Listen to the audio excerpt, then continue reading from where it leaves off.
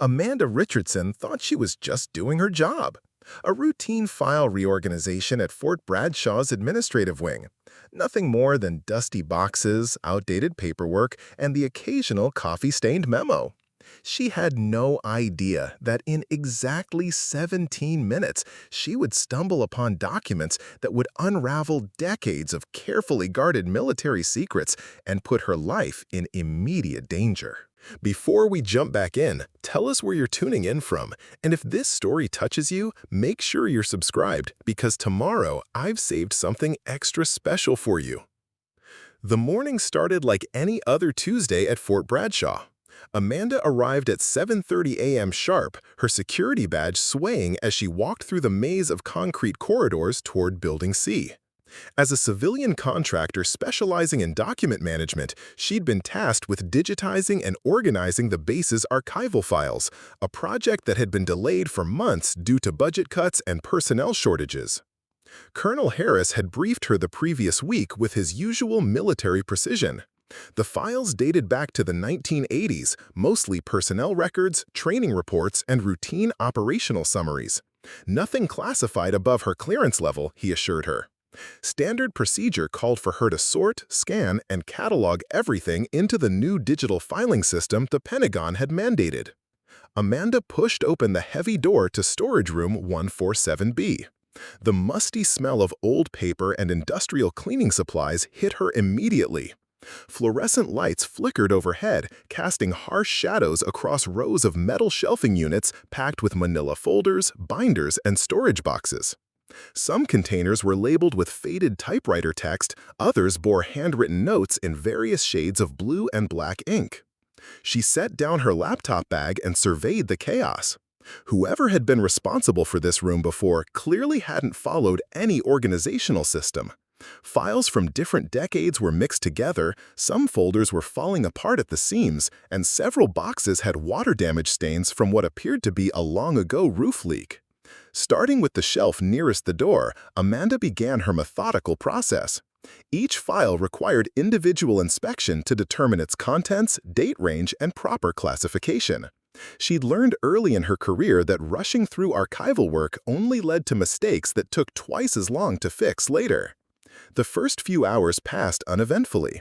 Personnel files for soldiers who had served decades ago, routine maintenance reports for vehicles long since decommissioned, inventory logs for equipment that probably didn't exist anymore. Amanda's fingers moved efficiently through the papers, creating neat piles for different categories while her laptop logged each document's details.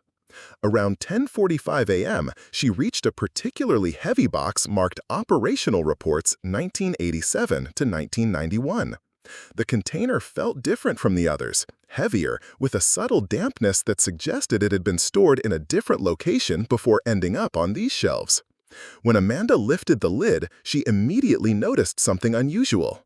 These files were organized with military precision. Each folder bore identical labeling with typewritten codes that didn't match the standard format she'd been seeing all morning. The paper quality was different too, thicker, with a subtle watermark she couldn't quite make out in the dim lighting. She pulled out the first folder, labels Operation Nightfall, Status Reports 1989. Inside were detailed mission briefings written in dense military jargon. Names, dates, locations in Central America that she vaguely remembered from news reports during her college years. As her eyes scanned the pages, certain phrases jumped out at her. Asset elimination, civilian casualties acceptable, plausible deniability maintained. Amanda felt her stomach tighten. These weren't the routine operational summaries Colonel Harris had described. The language was too specific, too clinical in its description of what appeared to be covert military actions. She flipped through more pages, finding detailed personnel assessments, budget allocations for unmarked equipment, and communication logs with heavily redacted recipients. One name appeared repeatedly throughout the documents: Major General William Thornton, Operations Commander. The signature at the bottom of each report was bold and unmistakable, with a flourish on the T that suggested someone accustomed to authority. Amanda's hands trembled slightly as she opened the next folder, Operation Nightfall, After Action Review 1990. The contents were even more disturbing. Detailed accounts of what the documents euphemistically called enhanced interrogation procedures, lists of foreign nationals who had been relocated, and financial records showing payments to individuals described only by code names. She grabbed another folder at random, Operation Shadow Creek Preliminary Assessment, 1988. Different operation, same commanding signature. General Thornton again, this time overseeing what appeared to be domestic surveillance activities. The documents mentioned monitoring civilian populations, infiltrating protest groups, and maintaining detailed files on American citizens who had never been charged with any crimes. Amanda's mouth went dry. She recognized some of the locations mentioned in these reports, cities where she'd attended college, neighborhoods where her friends had lived during the late 1980s. The scope of the surveillance described in these files extended far beyond anything she'd ever imagined the military conducting on American soil. Her laptop chimed with a low battery warning, snapping her back to the present moment. She looked at her watch, 11:42. She'd been absorbed in these documents for nearly an hour without realizing it. The storage room felt smaller somehow, the fluorescent lights seemed harsher, and every sound from the corridor outside made her jump. Amanda carefully placed the folders back in their original positions and closed the box. Her mind raced as she tried to process what she'd discovered. These weren't just old files that had been misfiled or forgotten. Based on the level of detail and the operational scope described in the documents, these appeared to be records of classified military operations that had never been disclosed to Congress or the public. She stood up slowly, her legs unsteady beneath her. The smart thing would be to pretend she'd never seen these files, to simply catalog them as miscellaneous operational reports and let someone else deal with the implications later. But Amanda couldn't shake the images from the documents, the clinical descriptions of activities that violated everything she'd believed about her country's military. A sudden noise in the hallway made her freeze. Heavy footsteps moving with purpose towards storage room 147B. Amanda's heart pounded as she realized she'd left the door slightly ajar.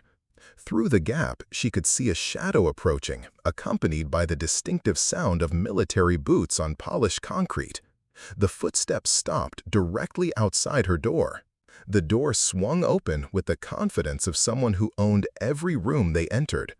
General William Thornton stepped inside, his silver hair perfectly groomed despite the early hour, his uniform crisp with the kind of attention to detail that came from 40 years of military service.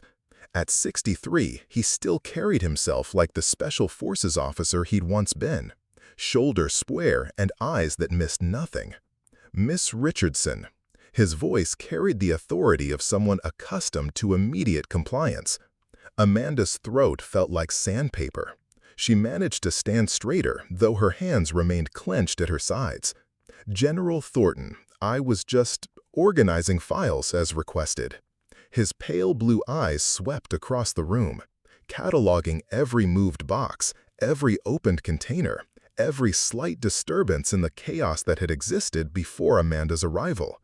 They lingered on the box she'd just closed, the one containing the operational reports bearing his signature. "I see." He stepped further into the room, closing the door behind him with a soft click that sounded impossibly loud in the confined space. "And how is that work progressing?" "Fine, sir. Standard archival procedures." Amanda fought to keep her voice steady, professional. "Colonel Harris briefed me on the project parameters." Thornton smiled, but it didn't reach his eyes. "Yes, Colonel Harris. Good man. Follows orders without asking unnecessary questions. A valuable trait in the modern military." The general moved closer to the shelving units, his fingers trailing along the spines of various folders and binders. Amanda noticed his hands. Clean, manicured, but with small scars across the knuckles that spoke of a younger man who'd known violence firsthand. "You know, Miss Richardson, I've been following your work here at Fort Bradshaw. Impressive credentials. Top marks at Georgetown for your master's in information management. Previous contracts with the State Department, the Treasury, even a brief stint with the CIA's records division." Amanda's blood chilled. She'd never mentioned her CIA work to anyone at Fort Bradshaw. That contract had been short-term, highly classified, and supposedly scrubbed from any official records. "You seem surprised," Thornton continued, his smile widening. "Did you think we'd hire someone to handle sensitive military documents without conducting a comprehensive background review? We know about your student loan debt, your mother's medical bills, your brother's legal troubles in Phoenix. We know you drive a 2019 Honda Civic with 47,000 miles and a small dent on the rear bumper from that incident in the Pentagon parking garage last March." Each detail hit Amanda like a physical blow. They'd been watching her, cataloging her life, mapping her vulnerabilities with the same clinical precision she'd seen in those operational reports. "General, I'm not sure what you're implying, but I'm simply here to do my job." "Your job," Thornton nodded thoughtfully. "Yes, let's discuss that. You see, certain materials in this facility require special handling. Documents that, while historical, might be misunderstood by individuals lacking the proper context." He moved to the box containing the operational reports, his hand resting on the lid with proprietary confidence. "These files, for instance, they document legitimate military operations conducted during a very different era. The Cold War demanded certain flexibilities in our operational parameters, actions that were necessary then but might seem questionable through today's lens." Amanda found her voice. "Questionable?" "The world was a dangerous place in the 1980s, Miss Richardson. Soviet influence was spreading through Central America like a cancer. Communist insurgents were destabilizing entire regions, threatening American interests and innocent civilians alike. Sometimes protecting freedom requires making difficult choices." Preparing and narrating this story took us a lot of time, so if you are enjoying it, subscribe to our channel. It means a lot to us. Now, back to the story. Thornton opened the box with casual familiarity, pulling out one of the folders Amanda had been reading. Operation Nightfall, for example, a surgical intervention that prevented a communist takeover in Honduras that would have cost thousands of American lives and billions in economic damage. The methods documented here were approved at the highest levels of government. The highest levels? Amanda's professional instincts kicked in despite her fear, because I didn't see any congressional oversight documentation or executive authorization in those files. The general's expression hardened almost imperceptibly. Congressional oversight? Yes, you would look for that, wouldn't you? Your background suggests someone who appreciates proper documentation, official channels, bureaucratic protocols. He closed the folder and set it aside, then pulled out another one. Operation Shadow Creek. Domestic intelligence gathering during a period when foreign agents were actively recruiting American citizens for espionage activities. The individuals under surveillance weren't innocent protesters, Miss Richardson. They were potential security threats who required monitoring. The documents I saw mentioned college students, environmental activists, civil rights organizers, people exercising their constitutional rights. People whose activities aligned suspiciously well with known Soviet propaganda campaigns. Thornton's voice grew colder. People whose constitutional rights provided perfect cover for foreign intelligence operations designed to weaken American resolve. Amanda felt a chill run down her spine. The man standing before her wasn't just defending historical military actions, he still believed in them. After 30-plus years, he remained convinced that the surveillance, the interrogations, and the civilian casualties had all been justified. "You seem troubled by these revelations," Thornton observed, studying her face with the intensity of someone trained in reading human behavior. "That's understandable. Civilians rarely appreciate the complexities of national security, the difficult mathematics of protecting millions by making hard choices about a few." "Hard choices about a few," Amanda repeated the phrase, tasting its cold euphemism. "Is that what you call torture, assassination, spying on American citizens?" The general's facade of paternal understanding vanished. "I call it doing whatever was necessary to keep this country safe. To keep people like you safe, to live your comfortable lives, pursue your careers, raise your families, all while remaining blissfully ignorant of the threats that require elimination." He stepped closer, close enough that Amanda could smell his aftershave, see the small lines around his eyes that spoke of decades spent squinting at maps, reading classified briefings, making the kinds of decisions that most people never had to contemplate. The question now, Miss Richardson, is what happens next? You've seen documents that weren't meant for civilian review, information that could be misinterpreted, taken out of context, used by America's enemies to damage our national security infrastructure. Amanda's laptop bag sat on the floor beside her, containing her phone, her keys, her normal life that now felt impossibly distant. Are you threatening me? I'm explaining reality. Thornton's voice remained calm, conversational, which somehow made it more menacing. You have a choice to make. You can continue your work here, catalog these files as historical documents of no particular significance, and complete your contract as originally planned. Your compensation would include a substantial performance bonus, naturally, enough to handle your mother's medical expenses and help your brother with his legal difficulties. The offer hung in the air between them, accompanied by the unspoken alternative that Amanda didn't want to contemplate. Or, she asked quietly, or you can allow your imagination to run wild, start seeing conspiracies where none exist, civilian casualties where there were only necessary interventions, constitutional violations where there were only patriotic protections. That path leads to complications, Miss Richardson, the kind that affects not just your career, but your family's well-being.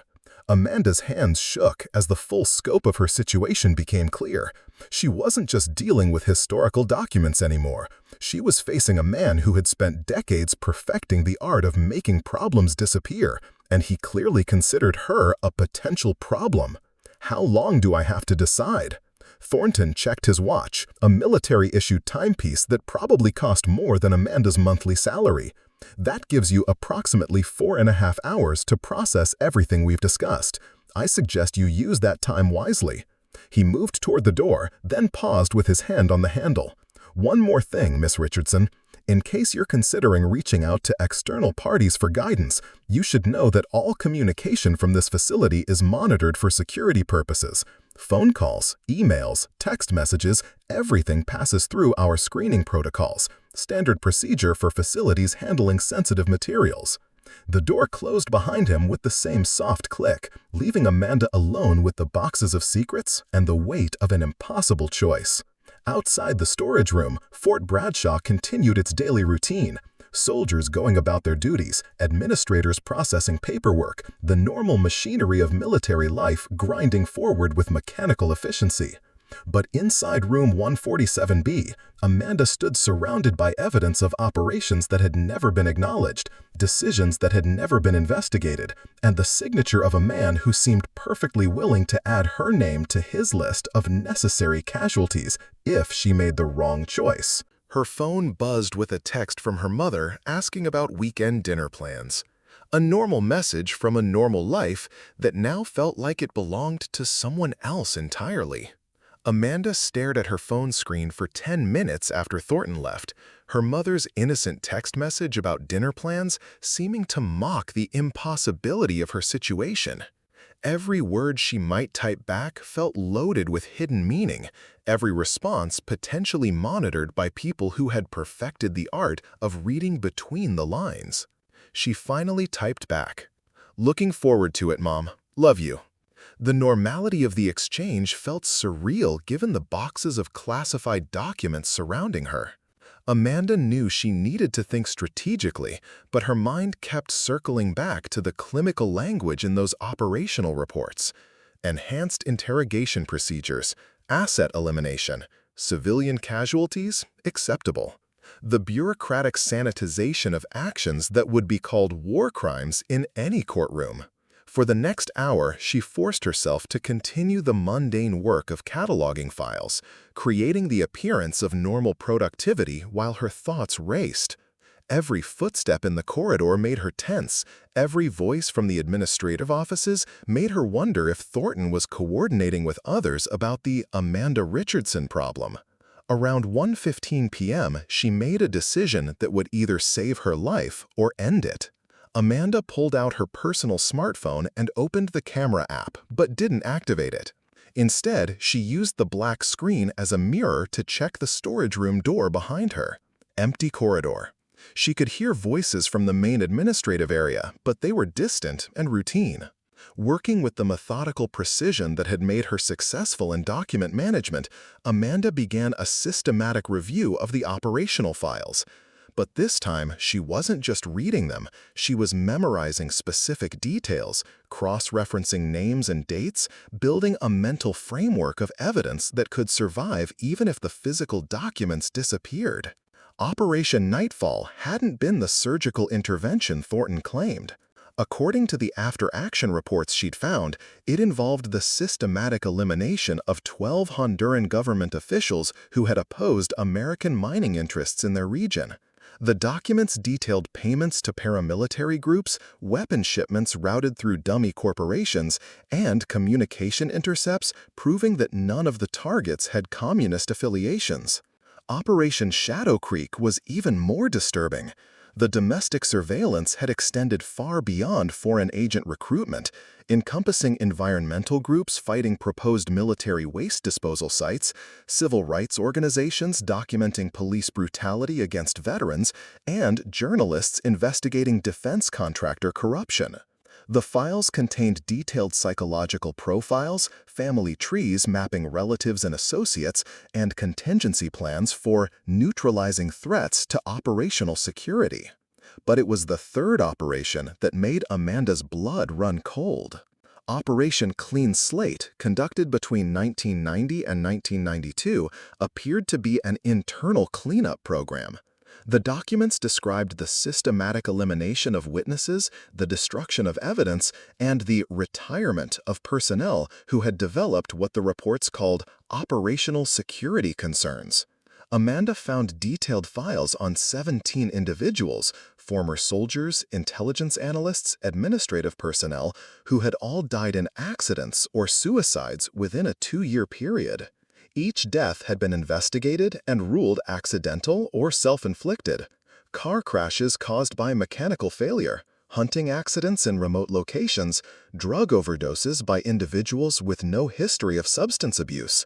The clinical precision of the timing suggested coordination, but the geographic spread and apparent randomness of the methods demonstrated sophisticated planning designed to avoid pattern recognition. But it was the third operation that made Amanda's blood run cold. Operation Clean Slate, conducted between 1990 and 1992, appeared to be an internal cleanup program. The documents described the systematic elimination of witnesses, the destruction of evidence, and the retirement of personnel who had developed what the reports called operational security concerns. Amanda found detailed files on 17 individuals, former soldiers, intelligence analysts, administrative personnel, who had all died in accidents or suicides within a 2-year period. Each death had been investigated and ruled accidental or self-inflicted. Car crashes caused by mechanical failure, hunting accidents in remote locations, drug overdoses by individuals with no history of substance abuse.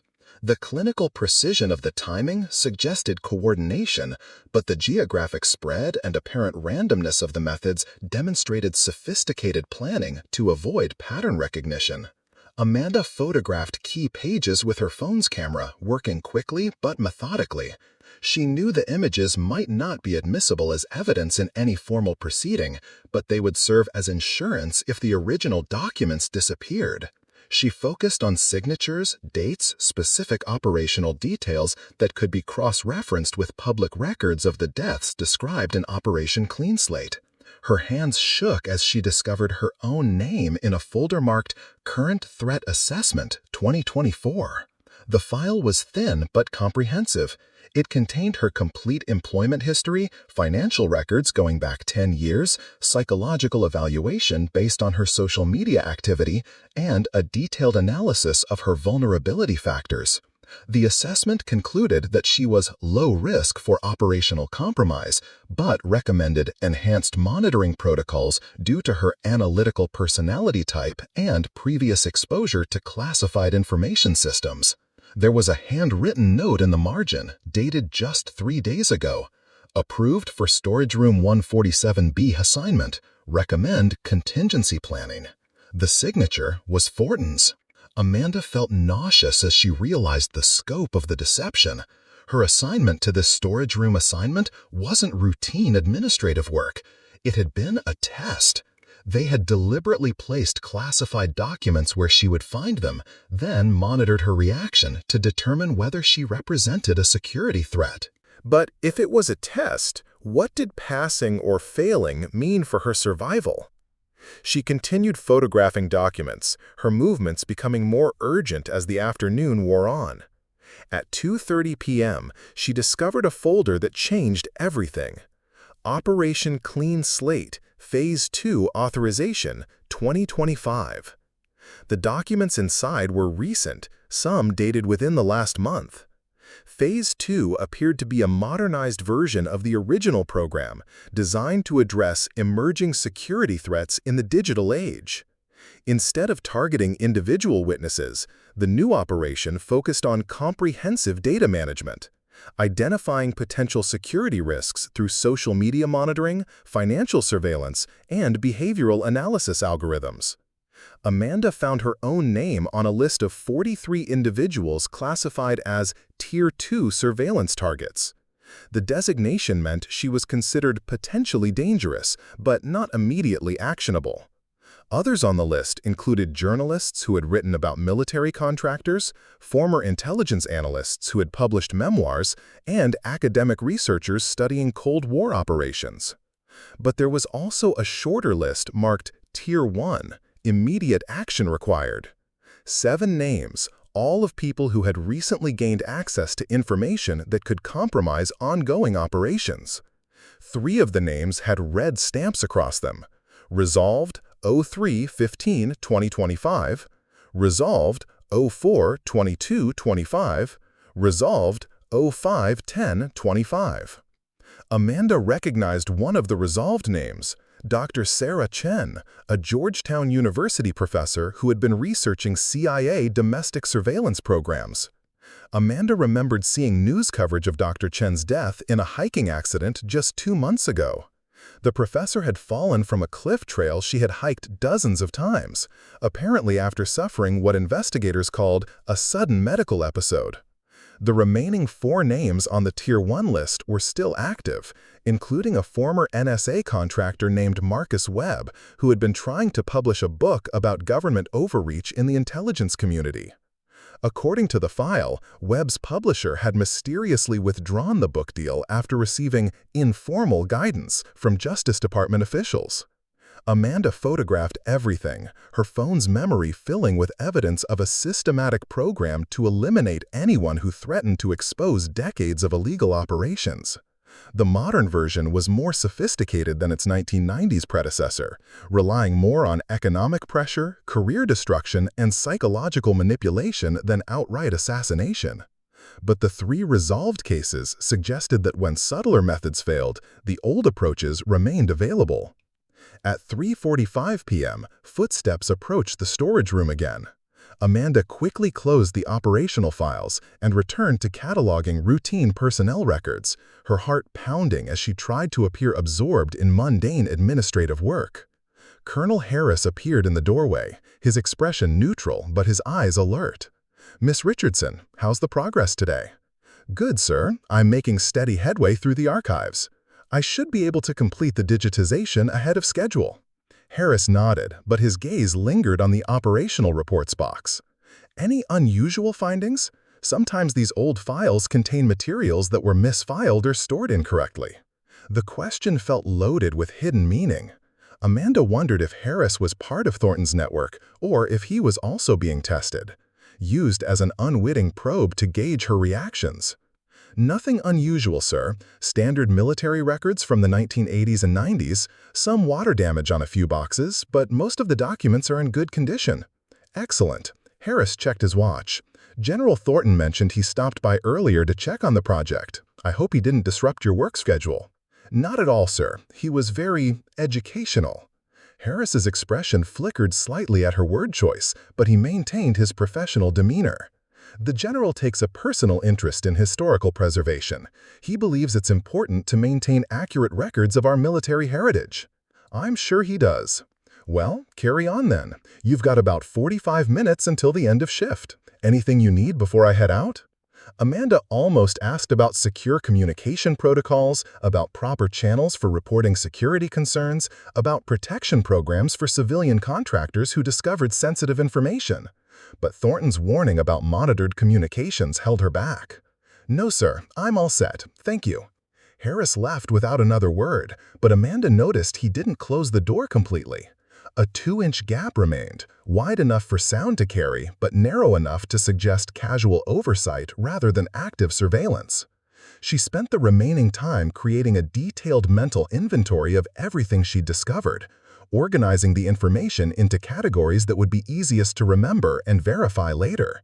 Names, dates, operation codes, victim lists, authorization signatures, all committed to memory with the same systematic approach she used for professional document management. At exactly 4:30 p.m., Amanda packed her laptop bag and prepared to leave Fort Bradshaw. But she knew this wasn't really the end of her workday. The real work, figuring out how to survive what she'd learned and whether she could find a way to expose it safely, was just beginning. As she walked through the security checkpoint, her phone buzzed with a text from an unknown number. "Enjoyed our conversation today. Looking forward to hearing about your decision tomorrow. WT." The message deleted itself 5 seconds after she read it. Amanda's apartment felt different when she returned that evening. Every shadow seemed deeper. Every ordinary sound carried potential threat. She lived on the 3rd floor of a converted brownstone in Arlington, a modest one-bedroom that had felt cozy and secure just that morning. Now she found herself checking the locks twice, examining the windows for signs of tampering, wondering if the elderly man she'd nodded to in the hallway was actually a neighbor or something else entirely. Her laptop sat on the kitchen table where she'd left it, but had someone moved it slightly?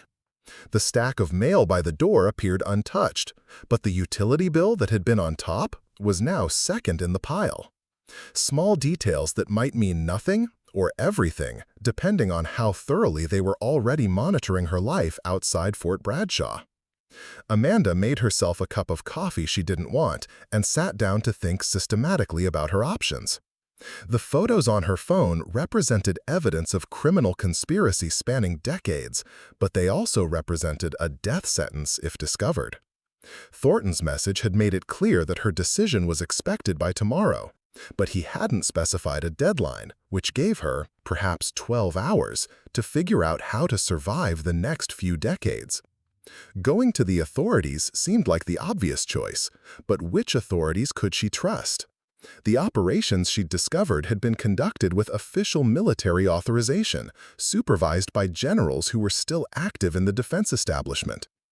The FBI would be the logical choice for investigating military corruption. But Thornton's network had clearly been operating successfully for 35 years, which suggested they had connections throughout the federal law enforcement community. Local police would be useless and possibly dangerous. Domestic surveillance operations had obviously included monitoring of civilian law enforcement agencies, and a county sheriff's department would be easily intimidated by federal officials claiming national security justifications. Congressional oversight committees might be interested, but Amanda knew from her government contracting experience that classified briefings were often sanitized versions of reality. If Thornton's operations had continued undetected for decades, it meant either the oversight system was compromised or the oversight system was deliberately looking the other way. Media exposure seemed promising, but dangerous. A major newspaper or television network might have the resources to investigate and verify her claims, but they would also require time to develop the story properly.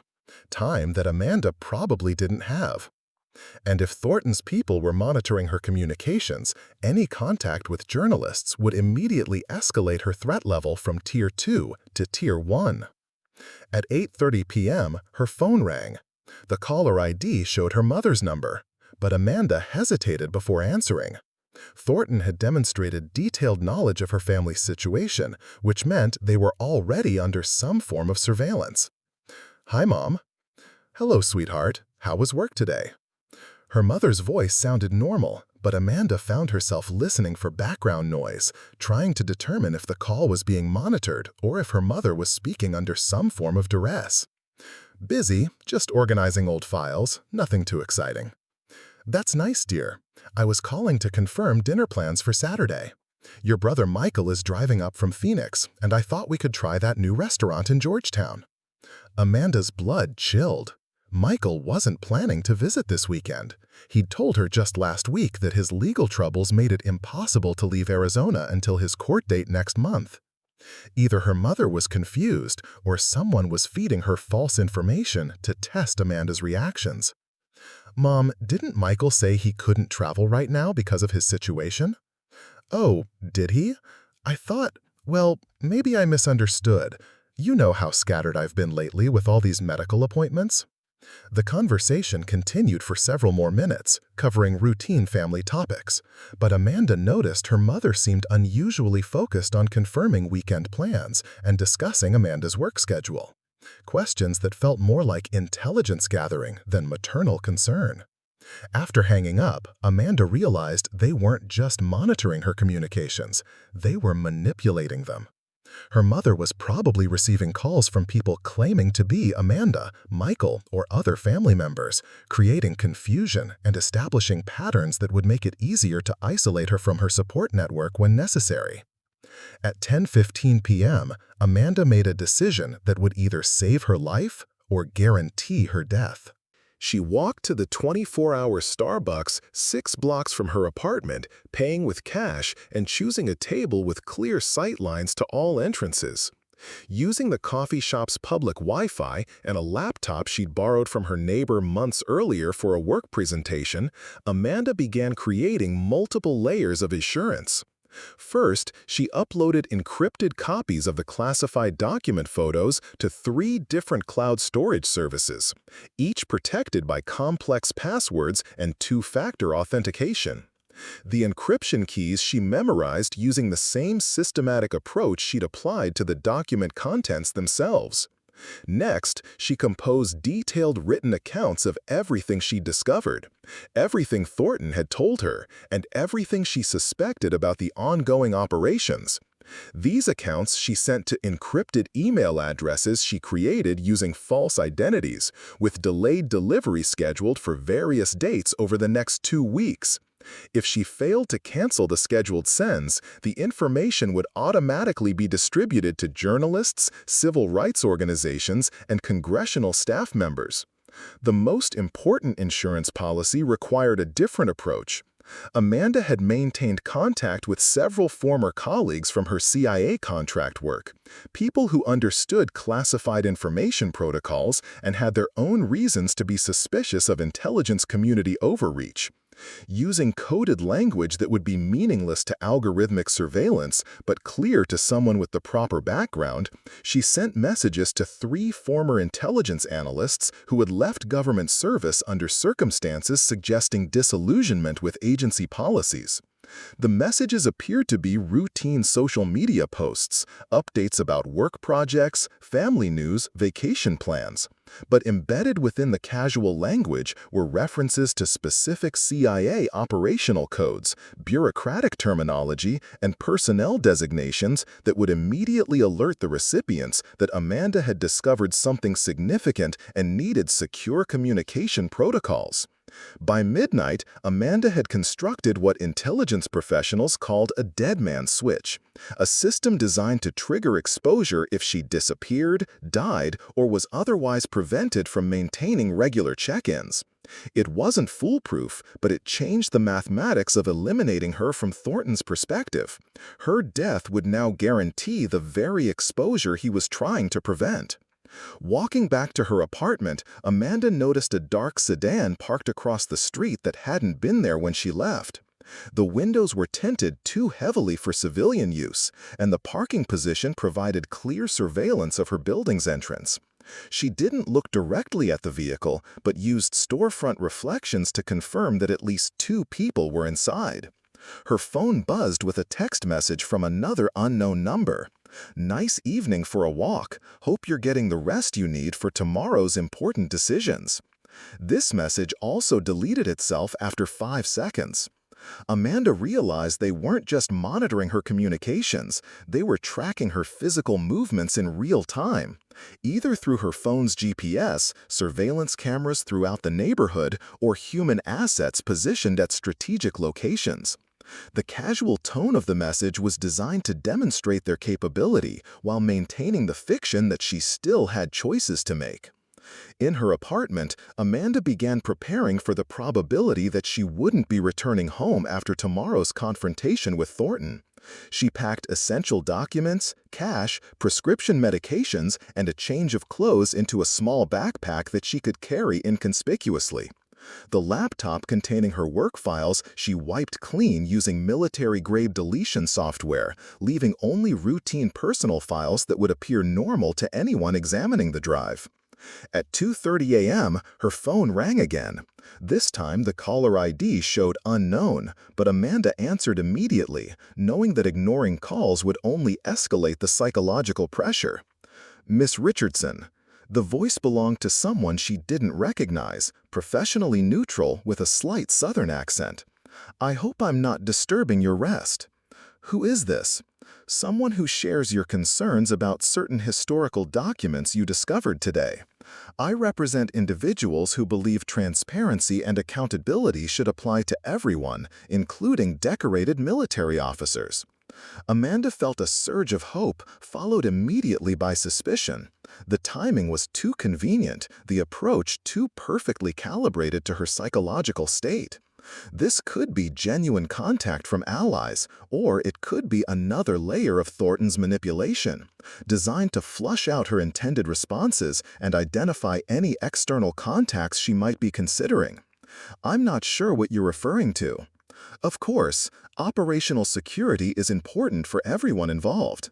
But if you were hypothetically concerned about historical military documents that might have been improperly classified to conceal criminal activities, there are people who would be very interested in reviewing such materials. The language was careful, legally defensible, but specific enough to demonstrate genuine knowledge of her situation. Amanda had to make a decision about whether to trust this contact or assume it was another test.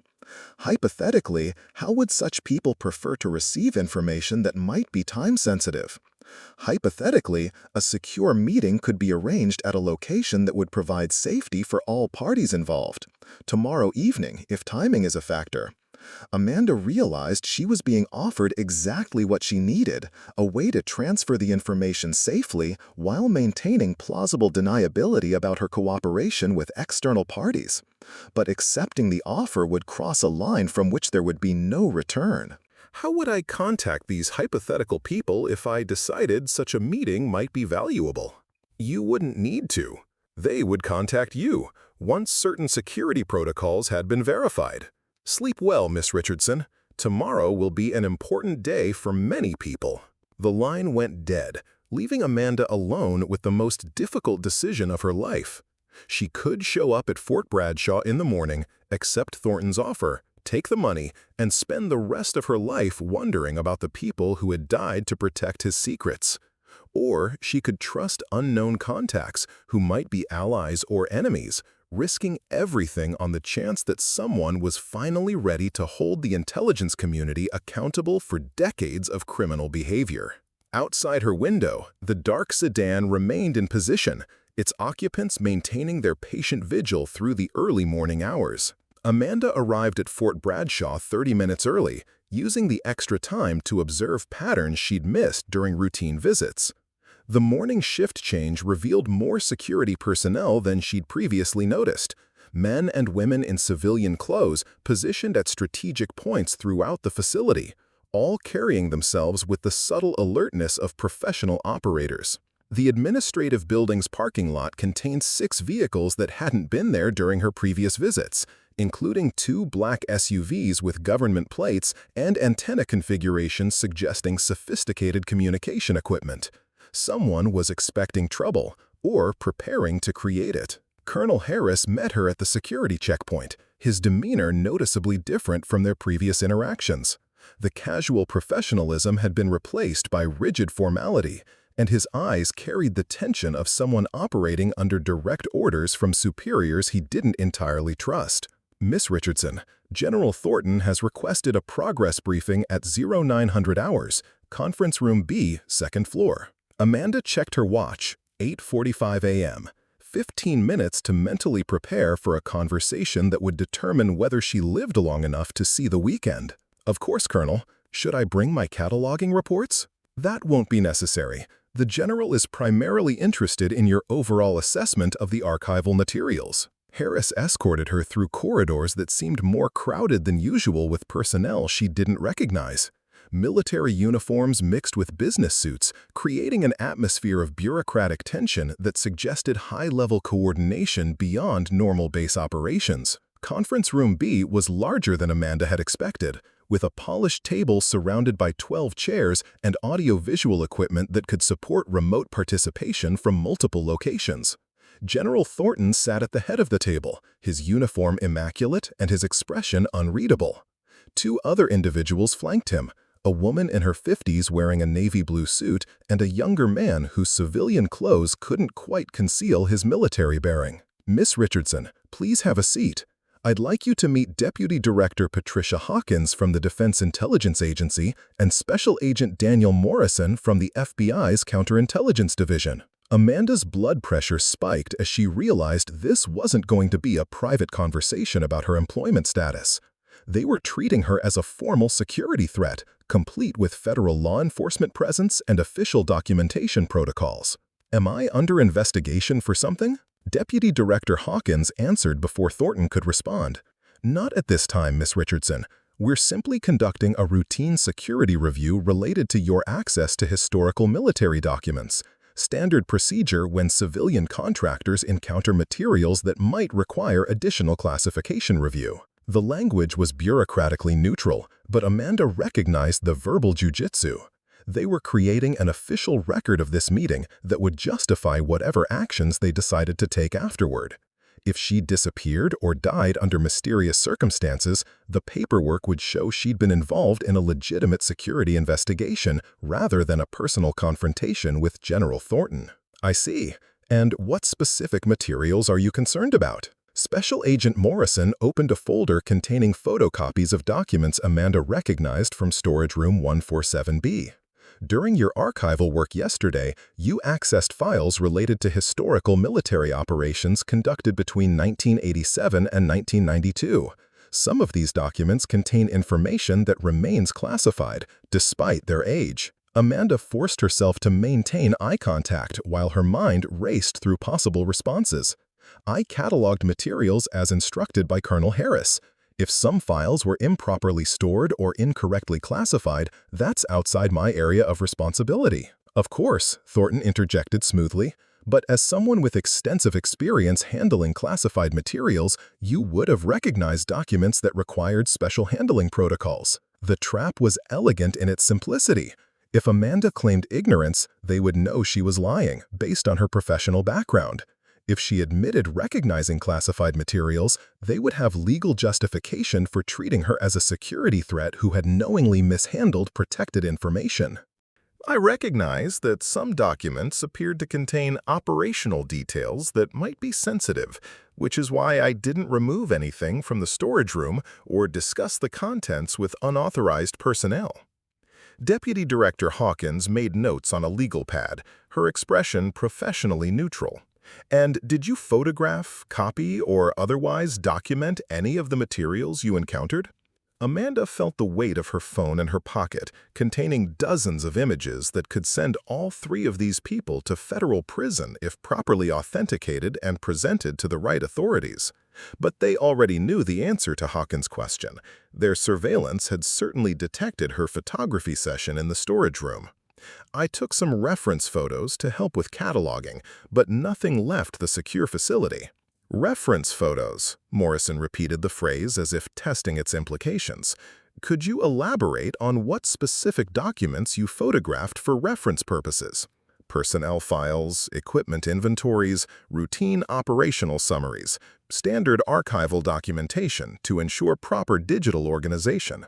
Thornton leaned forward slightly, his pale eyes studying Amanda's face with predatory intensity. "Miss Richardson, I think we've reached the point where complete honesty would serve everyone's interests.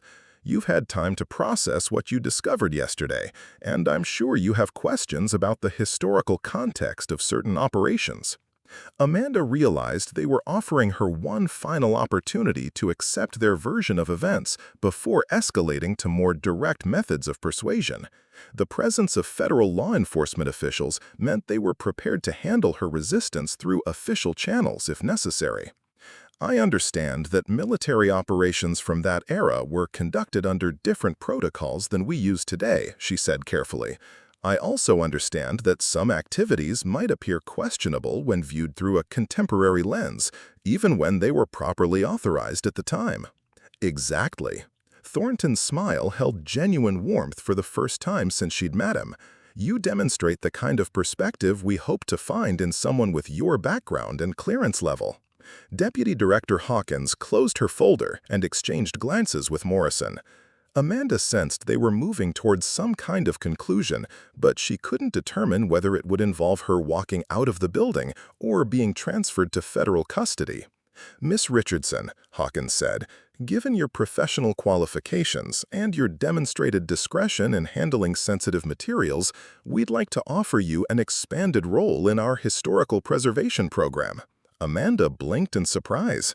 Expanded role? Morrison opened his own folder, revealing what appeared to be official documentation. The Department of Defense is launching a comprehensive review of Cold War-era operations, with the goal of properly classifying historical materials and ensuring operational security for ongoing programs. We need someone with your expertise to lead the archival component of this review. The offer was simultaneously generous and terrifying. They were proposing to promote her into a position where she would have access to even more classified information while being directly supervised by the same people whose crimes she'd uncovered. It was either an extraordinary opportunity or an elaborate method of ensuring her permanent silence. "This would involve a significant security clearance upgrade," Hawkins continued, "along with compensation commensurate with the responsibility level. Your family's financial concerns would become irrelevant, and you'd be working on projects that directly serve national security interests." Amanda realized they were offering her everything she needed to solve her personal problems while simultaneously making it impossible for her to expose what she'd learned. The expanded clearance would come with enhanced surveillance and legal obligations that would criminalize any disclosure of the information she'd already obtained. "How long would I have to consider this opportunity?" Thornton checked his watch. "Given the sensitive nature of the materials involved, we'd need your decision today. If you're interested in the position, we can begin the paperwork immediately and have you started in your new role by Monday morning. And if I prefer to complete my current contract as originally planned?" "That's certainly an option," Morrison said, but his tone suggested it wasn't really an option at all. "Though we would need to conduct a more thorough security review of your access to classified materials. Standard procedure, but it can be time-consuming and sometimes impacts future employment opportunities in the federal contracting space." Amanda understood the threat. Refusing their offer would result in a security investigation designed to destroy her career and potentially lead to criminal charges for mishandling classified information. Accepting would make her complicit in covering up decades of illegal operations while providing them with legal leverage to ensure her continued cooperation. "Could I have a few minutes to consider the details?" "Of course." Thornton stood, followed by the other two officials. "We'll be in my office reviewing the security protocols. Take all the time you need, but please remain in this conference room until we return." The door closed behind them with a soft click, but Amanda noticed they hadn't actually left the building. Through the conference room's interior window, she could see them speaking with Colonel Harris in the corridor, their body language suggesting urgent coordination rather than casual conversation. Amanda pulled out her phone and composed a text message to her mother. "Change of plans for dinner. The work situation is more complicated than expected. We'll call tonight to explain." She hit send, knowing the message would be intercepted and analyzed within minutes. But embedded in the seemingly routine family communication was a coded phrase she'd arranged with her former CIA contacts. Work situation more complicated was their agreed-upon signal that she needed immediate extraction from a hostile environment. Her phone buzzed with an immediate response from the unknown number that had contacted her the previous night. Package delivery scheduled for today at your current location. Please be ready. Amanda deleted the message and put her phone away, realizing that her mysterious contacts had been monitoring the situation at Fort Bradshaw and were prepared to intervene. But she still didn't know whether they represented genuine allies or another layer of Thornton's elaborate manipulation. At 9:45 a.m., the conference room door opened again, but instead of Thornton and his colleagues, Colonel Harris entered alone. His expression was grim, and he moved with the careful precision of someone operating under extreme stress. "Miss Richardson, I need you to listen very carefully. There are people in this building who don't have your best interests at heart, and there are other people outside this building who are prepared to help you leave safely. But you need to make a choice right now, and once you make it, there won't be opportunities to change your mind." Amanda stared at Harris, trying to determine whether this was another test or a genuine offer of assistance. What kind of choice? You can walk out of this room with General Thornton and accept whatever arrangement he's offering, which will probably keep you alive, but definitely keep you silent. Or you can trust that the people who contacted you last night are who they claim to be, and follow my instructions for getting out of this facility without being detected. And which option do you recommend, Colonel? Harris moved closer to the window, checking the corridor beyond before responding. 37 years ago, I was a young lieutenant who discovered evidence of illegal weapons sales to Central American paramilitary groups. I reported my concerns through proper channels and was told the matter would be investigated. 2 weeks later, I was reassigned to a desk job in Alaska and the evidence disappeared. I've spent the rest of my career wondering what would have happened if I'd made different choices. Amanda felt a surge of hope mixed with terror. Harris was offering her the chance to do what he'd failed to do decades earlier, but accepting would mean abandoning any pretense of safety or normal life. "How do I know you're not working for Thornton?" You don't, but in about 2 minutes, you're going to have to decide whether to trust someone, and I'm the only person in this building who's telling you the truth about your situation. Outside the conference room, Amanda could hear voices approaching, Thornton's confident baritone mixed with other voices she didn't recognize. Time was running out for any choice except the one they were planning to impose on her. Colonel Harris moved to the conference room door and turned the lock with practiced efficiency. "When I give the signal, you're going to walk out of this room, turn left, take the emergency stairwell to the basement level, and follow the maintenance corridor to the vehicle loading dock. There will be a gray Honda Pilot with Maryland plates waiting. The driver will ask if you're looking for Catherine Miller. You say yes and nothing else." Amanda's mind raced through the implications. What happened to you? I tell them you excused yourself to the restroom and never came back. By the time they realize you've left the building, you'll be off base and hopefully somewhere safe. The voices in the corridor grew louder, accompanied by the sound of multiple footsteps moving with military precision.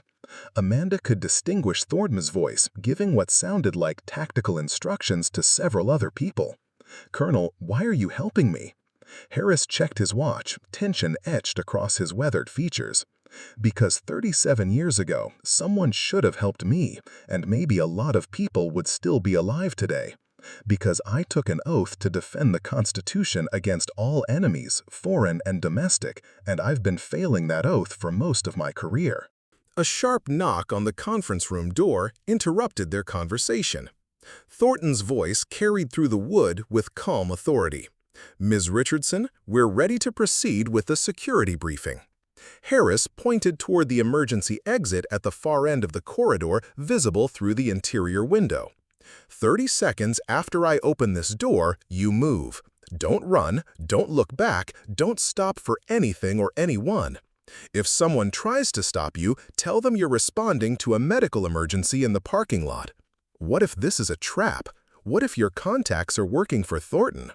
Then you're dead either way, but at least you'll die fighting instead of disappearing quietly into their system. The knock came again, more insistent this time. Ms. Richardson? Harris unlocked the door and opened it with a casual smile. General, she stepped out to the ladies' room a few minutes ago. Should be back any moment. Amanda could see Thornton's face through the doorway, his pale eyes scanning the empty conference room with predatory alertness. Which restroom, Colonel? The one by the main entrance, sir. She mentioned feeling a bit nervous about the security briefing. Thornton's expression suggested he didn't entirely believe Harris's explanation, but civilian contractors developing anxiety about federal investigations was common enough to be plausible. Deputy Director Hawkins, could you check on Ms. Richardson's status? We need to maintain our schedule. Amanda watched through the interior window as the navy-suited woman walked toward the main entrance. The moment Hawkins turned the corner, Harris gave her a barely perceptible nod. Amanda stepped into the corridor and walked steadily toward the emergency stairwell, her heart pounding but her expression neutral. The key was appearing to belong wherever she was going, moving with the purposeful confidence of someone following legitimate orders. The stairwell was empty, its concrete walls echoing with the distant sounds of normal base operations. Amanda descended quickly but quietly, her footsteps masked by the ambient noise of ventilation systems and electrical equipment. At the basement level, she found herself in a utilitarian corridor lined with pipes and electrical conduits, clearly designed for maintenance access rather than regular personnel traffic. Following Harris's directions, she walked toward the vehicle loading dock, passing storage rooms filled with office supplies, cleaning equipment, and the institutional detritus of a large military facility. The corridor seemed longer than it should have been, and Amanda fought the urge to check her phone for the time. The loading dock was a concrete platform designed for truck deliveries, currently empty except for the gray Honda Pilot Harris had described. The vehicle's engine was running, and Amanda could see a figure in the driver's seat wearing civilian clothes and sunglasses.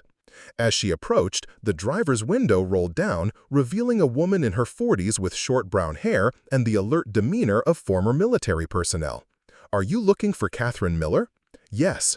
"Get in the back seat, keep your head down, and don't say anything until we're off base." Amanda climbed into the vehicle, noting that the rear windows were tinted dark enough to conceal passengers from external observation.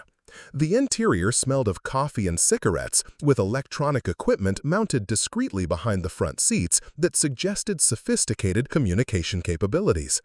The driver pulled away from the loading dock with the casual efficiency of someone belonging on the base, following service roads that avoided the main administrative areas. They passed through a vehicle checkpoint at the perimeter, where a young MP glanced at the driver's credentials and waved them through, without requiring passenger identification. Once they were on public roads, the driver spoke without turning around. "My name is Detective Sarah Chen, formerly Special Agent Chen with the Defense Intelligence Agency. I left federal service 2 years ago after discovering that certain operations I'd been assigned to investigate were being conducted by the same people who had ordered the investigations." Amanda felt a chill of recognition.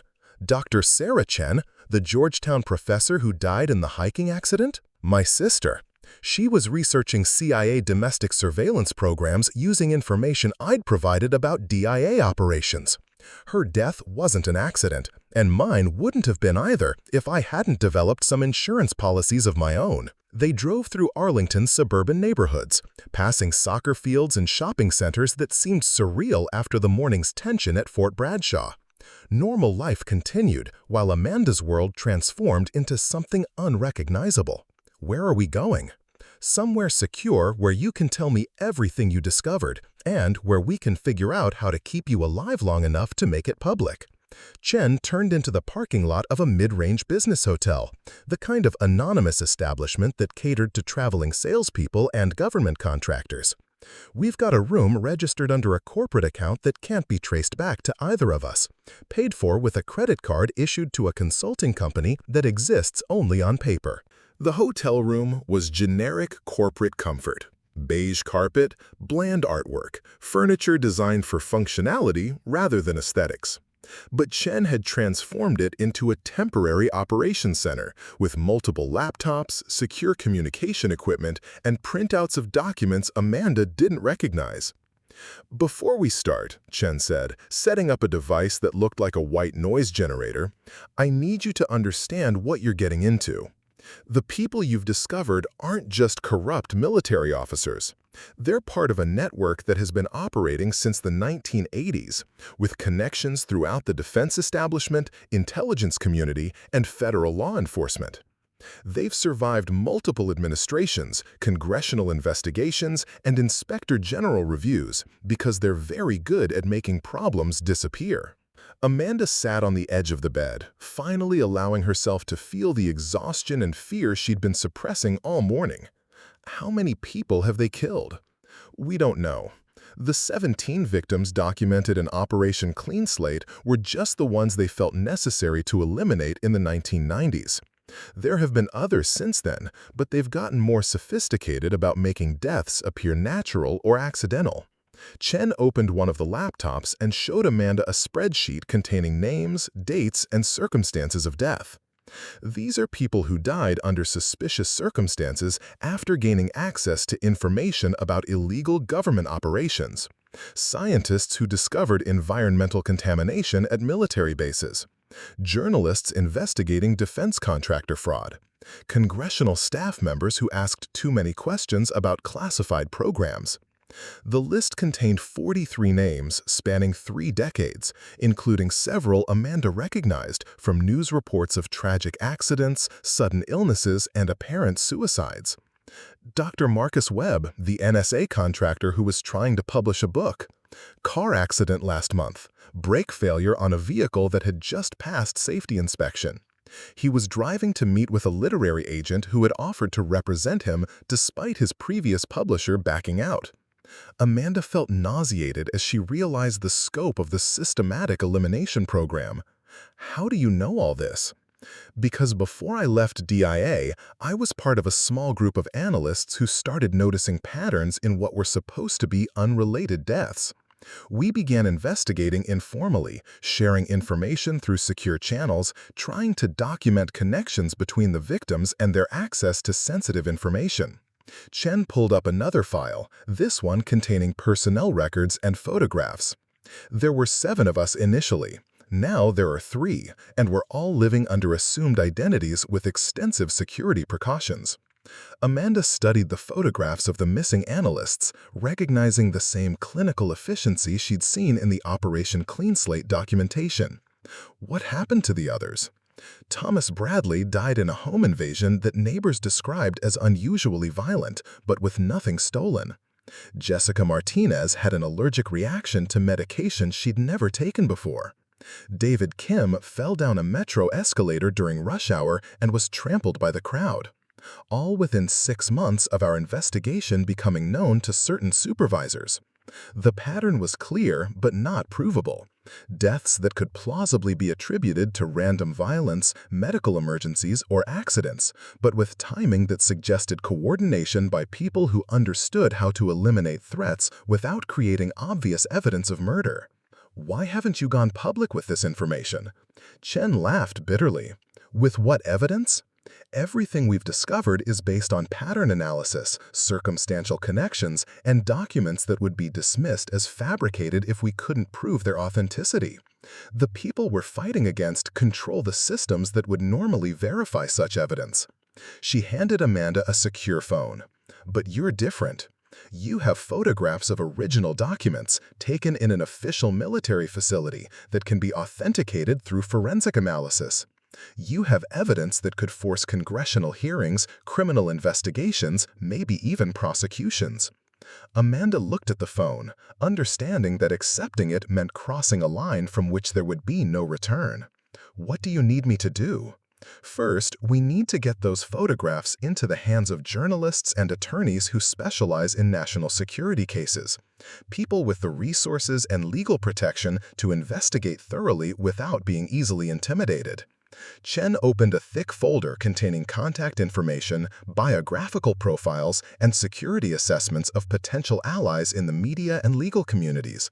Second, we need you to testify before congressional oversight committees, but only after we've established multiple layers of protection and public exposure. And third, we need to survive long enough to make this work. Thornton's people will have discovered your escape by now, and they'll be coordinating a response designed to either recapture you or eliminate the threat you represent. As if summoned by her words, Chen's phone buzzed with an encrypted message. Her expression darkened as she read the contents.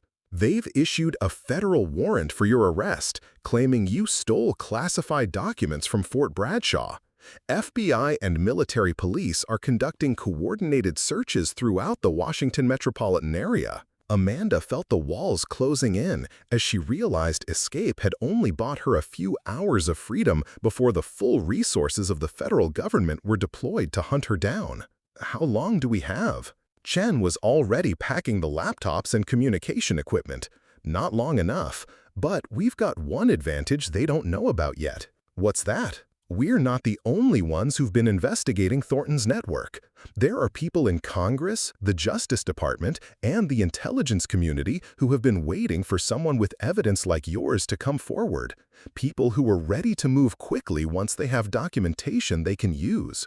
Amanda realized that her discovery of the classified files hadn't just endangered her life, it had activated a network of officials who had been preparing for exactly this opportunity to expose decades of criminal conspiracy. But first, they had to survive the next 24 hours. The safe house was a nondescript apartment in Baltimore's Federal Hill neighborhood, chosen for its proximity to multiple escape routes and its location in a building with enough foot traffic to mask the movements of additional personnel. Chen had driven there using a route designed to detect surveillance, taking nearly 2 hours to cover what should have been a 40-minute journey. Inside, Amanda found herself face-to-face with the remnants of Chen's investigation team. Dr. Robert Kellerman, a former NSA cryptologist whose gaunt appearance suggested months of stress-induced insomnia, sat hunched over a laptop running continuous security scans. Maria Santos, an ex-FBI financial crimes analyst, was coordinating with contacts through encrypted messaging systems while monitoring news feeds for any mention of Amanda's situation. The warrant went national 30 minutes ago, Santos reported without looking up from her screens. They're claiming you're a flight risk who stole documents related to ongoing counterterrorism operations, standard language designed to make local law enforcement shoot first and ask questions later. Kellerman turned his laptop screen toward Amanda, showing real-time tracking of law enforcement communications. FBI field offices in 6 states have been activated. They're treating this as a national security emergency, which means they've got resources normally reserved for hunting international terrorists. Amanda studied the tactical deployment map, watching as red dots representing federal agents spread across the eastern seaboard in a coordinated search pattern. How long before they trace us here? We've got maybe 6 hours before their algorithms identify this location as a probable hideout, Chen said, unpacking equipment that looked like a mobile television studio. Which means we need to accelerate our timeline significantly. The plan Chen outlined was simultaneously elegant and terrifying. Instead of trying to outlast the federal manhunt, they were going to use Amanda's fugitive status as leverage to force immediate media attention. A wanted document thief claiming government corruption was a news story.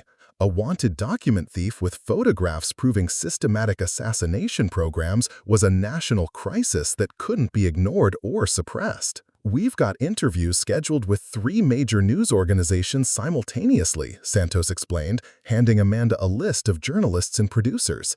CNN, Washington Post, and 60 Minutes, all happening within the next 4 hours, all broadcasting or publishing before the government can obtain injunctions to suppress the coverage. Amanda felt overwhelmed by the scope of what they were proposing. What if they discredit the evidence? What if they claim the documents are fabricated? Kellerman looked up from his computer with the first smile Amanda had seen from him. That's where your background becomes crucial. You didn't just take random photographs. You documented the files using professional archival techniques that create forensic evidence of authenticity. Paper types, ink analysis, typewriter characteristics, even the aging patterns of the binding materials. Any attempt to claim fabrication will require them to explain how someone could forge documents using paper and ink from the 1980s. Chen set up lighting equipment while Santos tested camera angles. The improvised studio looked professional enough for broadcast quality, but portable enough to be disassembled and moved within minutes if necessary. "There's something else you need to understand," Chen said, as she adjusted the camera settings. "Once these interviews go live, there's no going back to your old life, ever. Even if we succeed in exposing Thornton's network, you'll spend the rest of your life looking over your shoulder, wondering if every accident or illness is natural or engineered." Amanda thought about her apartment in Arlington, her routine work contracts, her quiet weekends visiting her mother. All of it already felt like memories from someone else's life. "My old life ended the moment I opened that first folder," she said quietly. "At least this way, maybe other people won't have to make the same choice I did." The first interview was with Jennifer Walsh from CNN's investigative unit, a veteran journalist who had built her career exposing government malfeasance. Walsh connected via secure video link from an undisclosed location, her questions precise and legally careful. "Miss Richardson, you're currently wanted by federal authorities for allegedly stealing classified documents. Why should our viewers believe your claims about discovering evidence of illegal military operations?" Amanda held up printed copies of the photographs she'd taken, images clear enough for television broadcast. "Because I'm not making claims, I'm presenting documentation. These are official military reports, signed by General William Thornton, describing operations that violated both federal law and international treaties." For the next 45 minutes, Amanda walked through the evidence methodically, explaining the bureaucratic language, translating military jargon, and connecting operational reports to verifiable historical events. Walsh's questions grew more pointed as the scope of the conspiracy became clear. "You're alleging that a sitting general coordinated assassination programs targeting American citizens. That's an extraordinary claim requiring extraordinary evidence." Amanda displayed photographs of the Operation Clean Slate victim lists alongside newspaper clippings Santos had researched documenting the deaths. "The evidence is here. 17 people who died within 2 years of being identified as security threats, all ruled accidents or suicides, all with access to information that could have exposed these operations." For the next 45 minutes, Amanda walked through the evidence methodically, explaining the bureaucratic language, translating military jargon, and connecting operational reports to verifiable historical events. Walsh's questions grew more pointed as the scope of the conspiracy became clear. "You're alleging that a sitting general coordinated assassination programs targeting American citizens. That's an extraordinary claim requiring extraordinary evidence." Amanda displayed photographs of the Operation Clean Slate victim lists alongside newspaper clippings Santos had researched documenting the deaths. "The evidence is here. 17 people who died within 2 years of being identified as security threats, all ruled accidents or suicides, all with access to information that could have exposed these operations." The second interview, with Washington Post reporter Michael Torres, focused on the modern implications of what Amanda had discovered. Torres had spent months investigating defense contractor corruption and immediately grasped the significance of the Phase 2 documentation. "These recent files suggest the elimination program is still active, updated for the digital age. You're saying they're now using social media monitoring, financial surveillance, and behavioral analysis to identify potential threats?" "The methodology has evolved, but the objective remains the same," Amanda confirmed, showing him printouts of the Tier 1 and Tier 2 target lists. "They're still eliminating people who threaten to expose their operations, but they're doing it more subtly. Economic pressure instead of car accidents, character assassination instead of literal assassination, unless subtlety fails." Torres leaned forward, his journalistic instincts clearly engaged. "And you believe your own name being added to these lists validates the authenticity of the documents?" "I believe the federal manhunt currently underway validates their authenticity.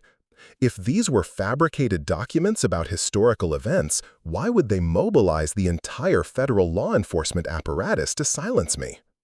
The final interview with 60 Minutes producer Elizabeth Park was scheduled to record a longer segment for Sunday broadcast. But Park's first question revealed that events were moving faster than anyone had anticipated. Miss Richardson, we've just received confirmation that General Thornton has requested emergency retirement, effective immediately. The Pentagon is claiming health reasons, but our sources suggest this is directly related to your allegations. How do you respond to critics who say this proves the system works, that accountability mechanisms identified and removed a problematic officer? Amanda felt a surge of hope mixed with suspicion. Thornton's sudden retirement suggested that powerful people were taking her allegations seriously, but it also meant the general would be harder to prosecute as a private citizen. Accountability would mean congressional hearings, criminal investigations, and justice for the victims documented in these files. Allowing someone to retire quietly after decades of illegal operations isn't accountability, it's cover-up. During a break between interviews, Chen received an encrypted message that changed everything. She read it twice before speaking, her expression grim. Colonel Harris has been arrested. Military police took him into custody an hour ago, officially for questioning about security breaches in his command. Unofficially, they're probably interrogating him about his knowledge of our network and his assistance in your escape. Amanda felt sick as she realized her choices had destroyed the career and possibly endangered the life of the one person at Fort Bradshaw who had tried to help her. Is there anything we can do? We can make sure his sacrifice wasn't meaningless, Santos said, monitoring news feeds on multiple screens. The CNN interview is already trending on social media. Hashtag Thornton's Files is becoming a hashtag. People are demanding answers. Kellerman looked up from his security monitoring. We've got a problem. FBI surveillance drones have been spotted over Federal Hill. They're conducting systematic searches of the neighborhood. Through the apartment's windows, Amanda could see black SUVs positioned at strategic intersections, their occupants clearly federal agents rather than Baltimore police. The net was closing faster than expected. How much time do we have? Maybe 20 minutes before they identify this building, Chen said, already disassembling equipment. But we've got one more card to play. Chen pulled out a satellite phone and dialed a number she'd apparently memorized. Senator Morrison, this is Detective Chen.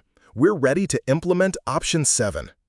Amanda listened to half of a conversation that seemed to involve congressional oversight committees, emergency hearings, and constitutional protections for whistleblowers.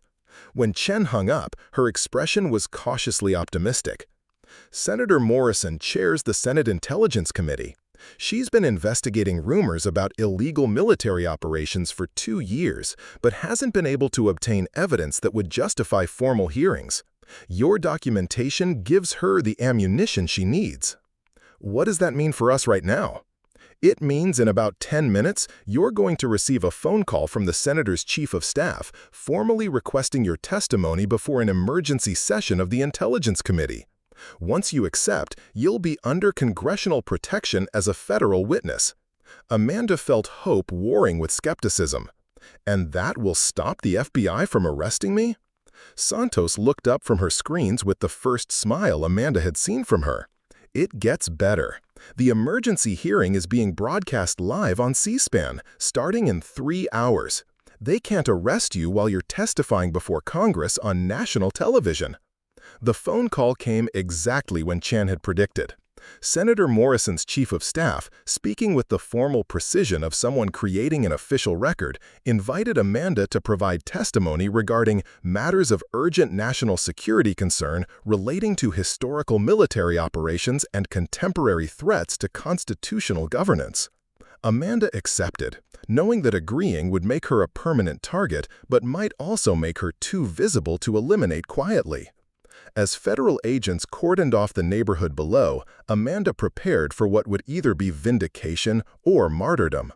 The files that had started as routine archival work had become evidence in what might be the most significant congressional investigation since Watergate. 3 months later, Amanda sat in a secure government facility outside Washington reviewing her testimony transcript for the final time. General Thornton was in federal custody awaiting trial on 17 counts of conspiracy to commit murder. 6 other military and intelligence officials had been arrested or had fled the country. The Phase 2 elimination program had been officially terminated, its personnel reassigned or dismissed. But the victory felt incomplete. Amanda knew that networks like Thornton's didn't disappear with a few high-profile arrests. They adapted, evolved, and found new ways to operate in the shadows. Her surveillance detail had been reduced but not eliminated, a reminder that powerful enemies don't forget and don't forgive. Her mother called every Sunday, their conversations monitored but normal, discussing family news and neighborhood gossip as if Amanda's life hadn't been permanently altered by a routine file organization assignment. Michael had finally resolved his legal troubles in Phoenix, helped by resources that Amanda suspected came from congressional allies grateful for her courage. Colonel Harris had been quietly cleared of all charges and given early retirement with full honors. They'd never spoken directly, but Amanda had received a card signed simply CH that read, "Thank you for doing what I couldn't 37 years ago." The classified storage room at Fort Bradshaw had been emptied and sealed, its contents transferred to a congressional oversight facility where they would be reviewed by investigators for years to come. Amanda sometimes wondered what other secrets remained hidden in government facilities across the country, waiting for someone else to discover them accidentally and face the same impossible choice between safety and conscience. But on quiet evenings in her new life, Amanda allowed herself to feel satisfaction in knowing that 17 families finally had answers about their loved ones' deaths, that a systematic program of elimination had been exposed and stopped, and that democracy's immune system had proven capable of fighting off the infection of unchecked power. Sometimes courage wasn't about making dramatic gestures. Sometimes it was simply about refusing to pretend you hadn't seen what you'd seen, even when pretending would be safer. The weeks following her congressional testimony had been a whirlwind of depositions, grand jury appearances, and security briefings. Amanda found herself living in a world she'd never imagined. Safe houses that changed weekly, encrypted communication devices that were replaced daily, and bodyguards who looked like accountants but carried weapons sophisticated to stop an assassination team. The investigation had expanded far beyond Thornton's network. Amanda's evidence had triggered a comprehensive review of military contracting procedures, intelligence oversight protocols, and congressional security clearances. What investigators discovered painted a picture of systematic corruption that reached into the highest levels of government. Deputy Director Hawkins had provided crucial testimony in exchange for immunity, revealing that the DIA had been aware of Thornton's operations for over a decade, but had chosen to treat them as necessary evils in an increasingly complex global security environment. Her detailed knowledge of budget allocations, personnel assignments, and operational approvals had helped prosecutors build cases against 23 additional defendants. Special Agent Morrison from the FBI's Counterintelligence Division had been less cooperative, invoking his Fifth Amendment rights during congressional testimony and refusing to acknowledge that his presence at Fort Bradshaw had been anything other than routine security review. But financial records subpoenaed by the Justice Department revealed payments from shell companies connected to defense contractors, suggesting that Morrison had been compromised by the same network he was supposed to be investigating. The legal proceedings had taken on a life of their own, expanding from criminal conspiracy charges to civil rights violations, RICO prosecutions, and international treaty violations.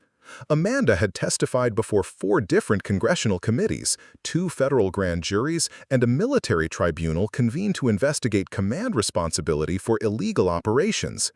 Each appearance had required extensive preparation with government attorneys who treated her simultaneously as their most valuable witness and their most vulnerable asset. The transcripts of her testimony filled over 800 pages, covering everything from document authentication procedures to the psychological impact of discovering systematic murder programs conducted by her own government. But the most difficult testimony had come during the civil proceedings initiated by families of Operation Clean Slate victims. Sitting across from wives, children, and parents who had spent decades wondering about the circumstances of their loved ones' deaths, Amanda had been forced to read aloud the clinical descriptions of assassination methods, surveillance protocols, and cover-up procedures that had destroyed their lives. Margaret Bradley, widow of the DIA analyst who had died in the violent home invasion, had listened with stoic composure as Amanda read the operational summary describing her husband's elimination as necessary to maintain operational security for ongoing Central American assets. When Amanda finished, Mrs. Bradley had simply nodded and said, "Thank you for giving me the truth. I've been waiting 31 years to hear it." The family civil lawsuit had ultimately resulted in a settlement that avoided admissions of liability, but provided compensation totaling $47 million. Amanda waived her right to any portion of the settlement, despite attorneys' arguments that her discovery of the evidence entitled her to substantial compensation for endangering her life to expose the truth. The media attention had been overwhelming and occasionally surreal. Amanda had been featured on magazine covers, interviewed by late-night talk show hosts, and profiled in documentaries that turned her story into a symbol of individual courage confronting institutional corruption. She'd declined most interview requests, but had cooperated with serious journalists working to understand the broader implications of what she'd uncovered. The most significant media coverage had come from an investigative series published by The Washington Post that used Amanda's documents as a foundation for exploring similar operations conducted by other military units and intelligence agencies. The series, titled Shadow Wars: America's Secret Assassination Programs, had won a Pulitzer Prize and triggered congressional legislation requiring enhanced oversight of covert military operations. But fame had brought complications Amanda hadn't anticipated. She'd received marriage proposals from strangers who considered her a national hero, death threats from extremists who viewed her a traitor, and job offers from organizations ranging from civil rights groups to private intelligence firms. Her address had been published online by conspiracy theorists convinced she was part of a deep state operation designed to discredit legitimate government activities.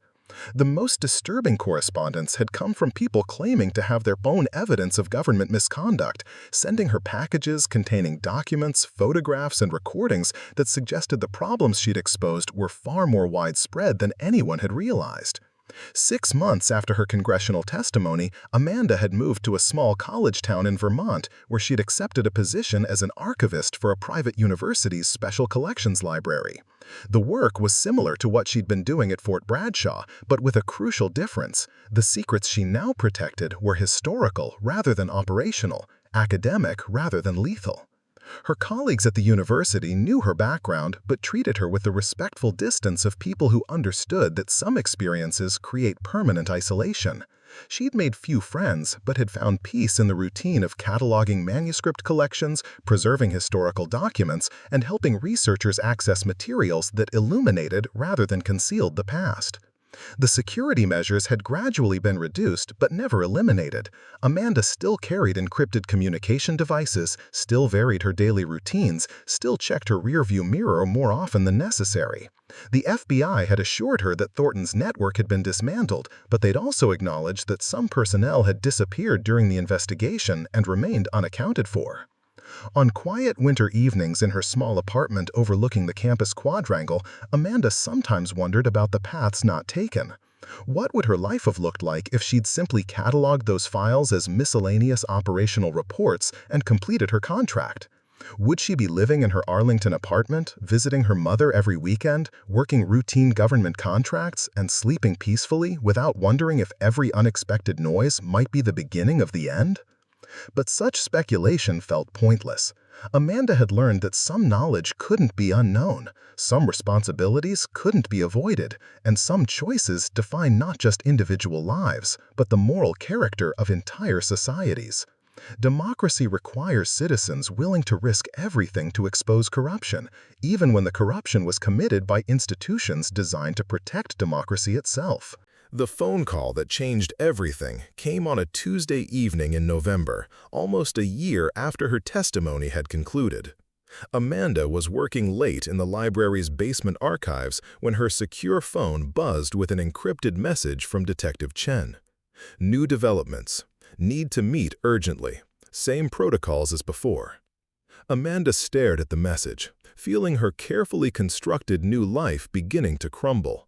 She'd hoped that Thornton's prosecution had ended her involvement in the investigation, but Chen's contact suggested that new evidence had emerged or new threats had developed. The meeting location was a diner in Burlington, chosen for the same security considerations that had governed their previous encounters: multiple exit routes, public setting, and enough ambient noise to mask conversation from electronic surveillance. Chen was already seated in a corner booth when Amanda arrived, her appearance suggesting months of stress and insufficient sleep. "They found another archive," Chen said without preamble, "a storage facility in Nevada containing records of operations that make Thornton's network look like amateur hour. We're talking about systematic programs targeting journalists, academics, political activists, and government employees who were considered threats to national security interests." Amanda felt her stomach drop as she realized the scope of what Chen was describing. How many victims? The preliminary count is over 200, spanning 4 decades, but that's just the documented cases. There are references to other operations that haven't been located yet. Chen opened a tablet showing photographs of documents that looked disturbingly familiar. Military letterhead, clinical operational language, victim lists organized by threat assessment categories, and authorization signatures from generals whose names Amanda recognized from current news coverage. The operation was called Permanent Solutions, and it appears to have been the umbrella program that included Thornton's operations as just one component. The scope suggests coordination between military intelligence, CIA, FBI, and private contractors operating under government authority. Amanda studied the photographs, noting the same bureaucratic precision she'd seen in the Fort Bradshaw files. Who discovered this archive? A federal prosecutor working on the Thornton case. She was following financial trails related to the shell companies used to fund elimination operations, and the money led to a private storage company in Reno that had been receiving payments for 25 years. Chen scrolled through more images, showing organizational charts that mapped connections between different agencies and operational cells. The prosecutor wants you to authenticate these documents using the same techniques you applied to the Thornton files. Your credibility as a witness makes you the logical choice to establish the evidence chain. Amanda realized she was being asked to repeat the most dangerous decision of her life, knowing now exactly what the consequences might be. How many people know about this discovery? Too many. The prosecutor, her investigative team, the federal agents who secured the storage facility, and whoever else has been monitoring their activities. If this archive contains evidence of ongoing operations, the people responsible will be just as motivated to suppress it as Thornton's network was. Amanda looked around the diner, noting customers who might be surveillance assets, exit routes that might be blocked, and the isolation that would make violence against her difficult to witness but easy to execute. Her new life in Vermont suddenly felt like a brief intermission between acts of a drama that would continue until someone powerful enough to end it decided the story had reached its conclusion. "When do they need my analysis?" Chen smiled grimly. "Yesterday. But realistically, we need to move within the next 48 hours. The longer this evidence sits unexamined, the higher the probability that it disappears along with anyone who might have seen it." Amanda made her decision, with the same mixture of fear and determination that had carried her through the first investigation. Some responsibilities couldn't be delegated, some expertise couldn't be replaced, and some fights couldn't be avoided simply because they were dangerous. "I'll need the same security protocols as before, plus congressional notification before I examine anything. If this is as big as you're suggesting, I want protection from people who understand that my testimony might be the only thing standing between democracy and something much darker." Chen nodded, already typing messages on her secure phone. "But Amanda, you need to understand, this isn't going to end with prosecuting a few corrupt generals. What we're looking at suggests systematic programs that have been shaping American politics for decades. The people responsible aren't just criminals. They're the people who've been running the country while everyone else thought they were living in a democracy. As Amanda drove back to Vermont through the dark November night, she realized that her story wasn't ending, it was just beginning. The files she'd organized at Fort Bradshaw had been the first chapter in an investigation that might ultimately reveal how far America had drifted from its founding principles, and whether it was possible to find a way back. But first, she had to survive long enough to read the next chapter. Amanda Richardson had been just organizing files. Instead, she'd organized a reckoning that would either restore democracy or destroy her trying. Up next, you've got 2 more standout stories right on your screen. If this one hits the mark, you won't want to pass these up.